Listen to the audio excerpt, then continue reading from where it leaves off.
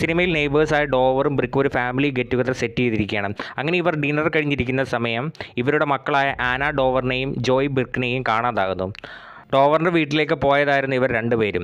ഇവർ മിസ്സാകുന്ന സമയം ഒരു RV വാൻ ഇവരുടെ വീടിൻ്റെ അടുത്ത് നിൽക്കുന്നുണ്ടായിരുന്നു. അങ്ങനെ മിസ്സിംഗ് കേസ് അന്വേഷിക്കാൻ വരികയാണ് ഡിറ്റക്റ്റീവായ ലോക്കി. അങ്ങനെ ഈ RV വാനിൻ്റെ എവിഡൻസ് വെച്ച് ലോക്കി കേസ് ഇൻവെസ്റ്റിഗേറ്റ് ചെയ്യുകയും അലക്സ് എന്ന പേരുള്ള ഒരു വ്യക്തിയെ അറസ്റ്റ് ചെയ്യുകയും ചെയ്യുന്നു. അങ്ങനെ ലോക്കി അലക്സിനെ ക്വസ്റ്റ്യൻ ചെയ്യുമ്പോൾ അവൻ ഒന്നും തന്നെ പറയുന്നില്ല. പിന്നീട് മനസ്സിലാക്കുന്നു ഇവൻ IQ കുറവുള്ളൊരു കുട്ടിയാണെന്ന്. അങ്ങനെ കോടതി അവനെ വെറുതെ വിടുന്നു. പുറത്തിറങ്ങിയ അലക്സിനെ ഡോവർ ആക്രമിക്കുന്നു. അപ്പോൾ അവനൊരു കാര്യം പറയുകയുണ്ടായി, ഞാൻ അവിടുന്ന് വരുന്നവരെ അവർ കരഞ്ഞില്ല എന്ന്. എന്തിനാണ് അലക്സ് ഇങ്ങനെ പറഞ്ഞത്? അങ്ങനെ ലോക്കി വീണ്ടും അവനെ ക്വസ്റ്റ്യൻ ചെയ്യുന്നു. പക്ഷേ അവനൊന്നും തന്നെ പറയുന്നില്ല. അങ്ങനെ പെൻസിൽവേനിയയിലെ ചൈൽഡ് മിസ്സിംഗ് കേസ് എല്ലാം കളക്ട് ചെയ്ത് ലോക്കി വീണ്ടും റീഇൻവെസ്റ്റിഗേറ്റ് ചെയ്യുമ്പോൾ ഇവരുടെ അടുത്തുള്ള ഒരു പള്ളിയിലച്ചൻ്റെ വീട്ടിൽ നിന്ന് 6 വർഷം പഴക്കമുള്ള ഒരു ഡെഡ് ബോഡി ലഭിക്കുന്നു. പിന്നീട് ഈ സിനിമയുടെ കഥ മൊത്തത്തിൽ മാറുന്നു.